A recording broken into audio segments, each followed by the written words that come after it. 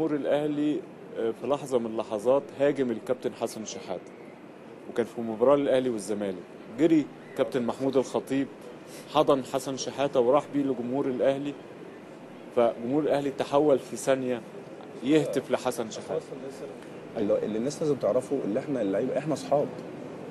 يعني ممكن النهارده مثلا بنلعب اهلي وزمالك، بعد الماتش احنا خارجين مع بعض، او انا رايح عند فتح البيت مثلا، رايح عند وائل، يعني ما فيش مشكله خالص. انا عايزك تقول ده، وعايز محمود يقول ده، انه يعني احنا اصحاب. الجمهور تم الاعلان زي ما قالوا. هقول لحضرتك حاجه. اه الطبيعي ان احنا اصحاب، يعني احنا مثلا في بس المنتخب مع بعض. الجمهور خلاص الاعلام وصل له ان انتوا اعداء. مين اللي بيوصله؟ الاعلام. مين اللي بيوصل للجمهور؟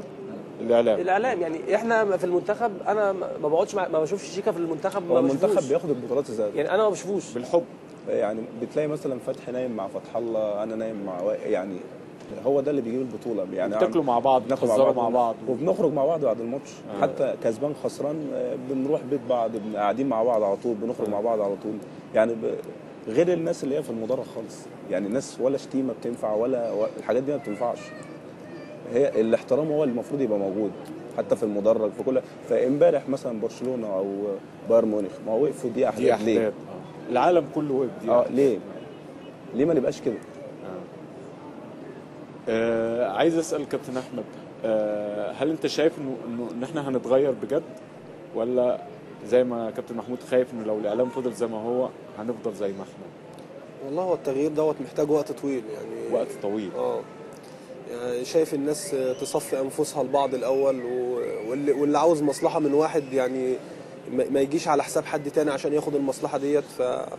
فالمفروض الناس تصفي، كل واحد يصفي نفسه للتاني، لان دلوقتي فعلا زي ما شيكا بيقول، يعني الناس كلها سمعانا دلوقتي. احنا اللعيبه كلها اصحاب، يعني لعيبه الاهلي الزمالك الاسماعيلي لعيبه مصر كلها عامه كله بيخرج مع بعضه. انا ممكن ابقى في اسماعيليه عندي، انزل بدل ما بنزل على بيتي بنزل بكلم مثلا محمد نجيب من الاهلي، شيكابالا، فتح الله، واروح ابات معاه ونقعد طول، يعني نقعد. يعني ما فيش الحاجات اللي الناس متخيلاها انه ما فيش اي حاجه اصلا. انا النهارده بلعب في الزمالك، ممكن السنه الجايه العب في الاهلي. وائل الجمعه بيلعب النهارده في الاهلي، ممكن السنه محمد حسن كان بيلعب يعني في الاهلي النهارده، بعدها بيلعب في الزمالك. طب خلاص، يعني احنا كلاعيبه في المنتخب، انا والله ما بقعد مع شيكا قد ما بقعد مع وائل الجمعه وتريكا والله. هم الناس دي بتقعد مع، سيبنا من المعسكرات، احنا في حياتنا الطبيعيه الحياه العاديه على طول بنتقابل، لعيبه الاهلي بنتقابل ولاعيبه الزمالك بنتقابل وبنتكلم، واي مناسبه بنروح لبعض. عمرك ما بتلاقي اثنين بيتخانقوا مع بعض من اللعيبه. اصلا في الماتش بيبقى فيه كمان، واحنا بنلعب بيبقى فيه مداعبات بيننا وبين بعض. هزار يعني انا ممكن مثلا بلعب على الكابتن وائل جمعه فتح الله، ممكن اجي اقف وانا جنبه ممكن اكون بدعبه بهزر معاه. يعني ما فيش بين، حتى واحنا في عز هو بيضربني وانا بضربه وكلنا عايزين نكسب، وده اكل عيشي وهو عايز يكسب وانا عاوز اكسب، بنهزر مع بعض والماتش شغال. ويعني عمري ما شفت حاجه، يعني عمري ما شفت حاجه بين اللعيبه. كل التعصب اللي بشوفه في المدرجات بس. طب انا عايز منك كلمه اخيره يا كابتن محمود يعني اسر شهداء الاهلي والجمهور الاهلي والجمهور الزمالك ايضا وجمهور الكره في مصر بشكل عام، تقول ايه؟ طبعا احنا يعني موضوع التعصب احنا يعني يمكن اتكلمنا فيه مع حضرتك كتير، لكن بقول طبعا ربنا يصبرهم، لان الموضوع صعب. يعني احنا يمكن احنا يعني الايد في الميه مش زي الايد في النار، يعني احنا الموضوع صعب بالنسبه لنا. ما بال حضرتك بقى للناس المرتبطين، وكل واحد مات، كل شهيد مات ليه والد والده اخواته اصحابه، يعني الموضوع كبير. يعني مش موضوع مثلا 74 ماتوا، لا الموضوع مصر في مصر اكبر من كده بكتير. فطبعا ربنا يصبرهم وتبقى اخر الاحزان.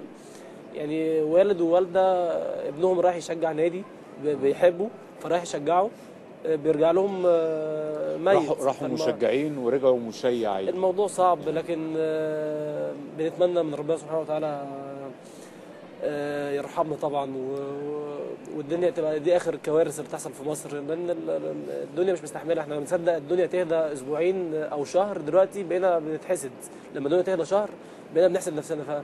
فنفسي الدنيا تهدى ومصر تهدى، وربنا يصبر اهل الشهداء واللعيبه طبعا، الله يكون في عونهم وربنا يصبرهم ان شاء الله. كابتن احمد، شهادتك او رسالتك لكل جماهير الكوره في مصر؟ طبعا بتمنى ان الناس كلها تهدى والناس كلها تعرف ان الكرة دي للمتعة. انا رايح المدرج، رايح الاستاد، رايح عشان اتمتع، رايح عشان اتفرج على اللعيبه اللي هو بيبقى نفسه يشوفهم قدامه وبيشوفهم في الملعب على الطبيعه، ورايح يشجعهم، رايح يشجعهم عشان ناديه يكسب بس. يعني مفيش داعي خالص ان يبقى في تعصب اصلا. يعني الكرة دي معموله يعني للمتعه. انا رايح اشجع، متعتك ان انت عايز تطلع، يعني انت عندك شويه حماس وعايز طلعهم في التشجيع. يعني اعمل اللي انت عايزه في المدرج، ولكن في التعصب وانك تشتم يعني هو لازم كل واحد يعرف بيروح المدرج لازم يعرف ان في والدته قاعده بتتفرج على التلفزيون، اخته، فما يصحش ان اخته ووالدته تسمع الالفاظ ديت او تشوف المنظر دوت. فاتمنى ان كل الناس تهدى، واتمنى ان مصر تهدى كلها. واللي انا عايز اقوله يعني مش ربنا يصبر اهالي الشهداء والاهالي اللي في البيوت كلها، لان دلوقتي كل البيوت كل بيت حاسس ان في واحد ميت. يعني انا دخلت عند ناس كتير، كل ما اخش عند حد احس ان عنده حد ميت فعلا. يعني دي حاجه. كابتن حسن شحاته امبارح كان ضيفي وقال بعد اللي حصل ده احنا كلنا انكسرنا، مش الاهلي بس، قال كلنا انكسرنا بالظبط. يعني انا واحد من، انا كان عندي تمرين النهارده، انا ما رحتش، يعني ما رحتش، ما عنديش نفس ان انا البس جزم الكوره واجري واتمرن حاسس ان انا حاسس بالجرح، مخنوق، مش قادر، يعني مش قادر اروح الملعب. ما بالك بقى لعيبه النادي الاهلي اللي هم ربنا مع الجميع، ربنا يصبرهم. شهادتك يا كابتن شيكابالا طبعا ربنا يصبر اهاليهم. بس انا عايز اقول لهم حاجه، الناس اللي ماتت دي بدل ما نقعد نكسر اخوهم ابنه، بدل ما نكسر، لا ده احنا ندعي له ونصلي له، تبقى هي دي البدايه اللي احنا نبقى كويسين، نبدا مننا احنا بدل ما نطلع نكسر ونخبط، يعني نخلي حزننا بنا مش تدمير. بدل ما نكسر. اصلا انا لما اكسر حاجه معينه موجوده مثلا في البلد مش هيرجع حقه. لا، حقه ان البلد دي تبقى كويسه واخوه الصغير ده يطلع يبقى احسن ويبقى البلد كويسه، مش نكسر ونخرب، مش هتفيدنا في حاجه يعني. بس انا بشكرك كابتن شيكابالا، ويعني وسعيد بانه رغم كل الاحزان ان انت على شاشه الاهلي بتبدا عصر من الحب وعصر من الاحترام المتبادل. اشكرك كابتن احمد، واشكرك كابتن فرانك.